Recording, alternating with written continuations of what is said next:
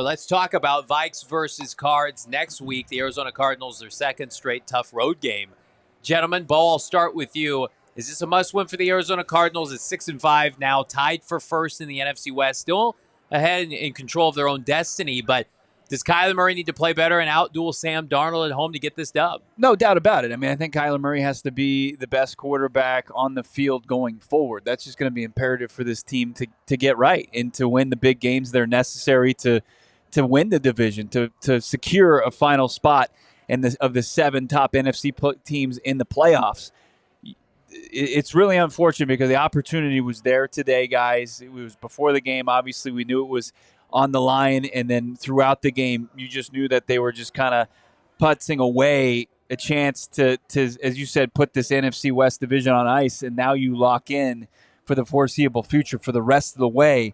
There's just not going to be any comfortable lead in this division. You're in a dogfight the rest of the way. So you're going to need your quarterback. You're going to need your offense to step up. I think you really have to like how your defense has been playing, and it's done it consistently enough to where you can't just toss it up as like, oh, they took down the Jets. They took down the Chargers. They took down, the dysfunctional Bears.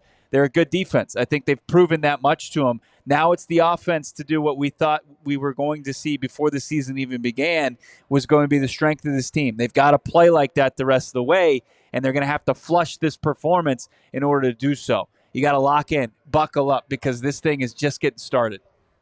I agree. I think he's got to go out there and make a statement this next week. He's got there needs to be an emphasis on the pass game in practice this week. 100%. We need to find a way to get this pass game rolling down the field. Right? We know he can throw the check down pass. Right? We know that. We know he can throw the underneath ball. We need to see this ball pushed down the field, but it's going to start with that run game. Right? They're going to have this offensive line. They're going to have to light a fire. Somebody's going to have to light a fire during practice this week and say, this can't happen again. Yeah. We can't play in our backfield.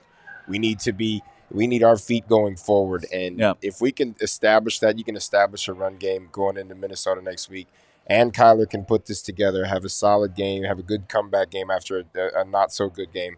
I think this is a game that you can win, right? I'm not going to say you're going to win, but this is a game you can win. And offensively is going to be the key because defense has proven all year long that they can keep us in the game and allow us opportunities to win the game. Every time people want to sell their stock on Jonathan Gannon and Kyler Murray in 2024, they rebound, sometimes in, miraculous fashion. We were at the Miami game, the Charger game, Monday Night Football, the 2 beatdowns before the bye.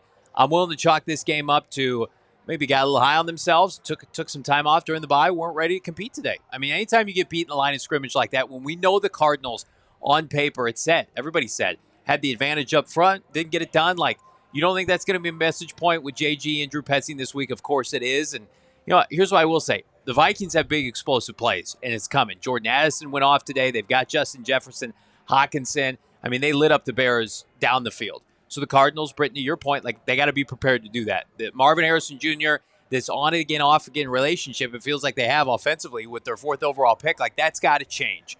You got to force-feed him the ball. The Vikings secondary is I would say, lukewarm at best, where you can get in trouble. Same situation today. He's getting Kyler Murray in these 3rd and longs, and you let the Jonathan Grenards of the world tee off on K1.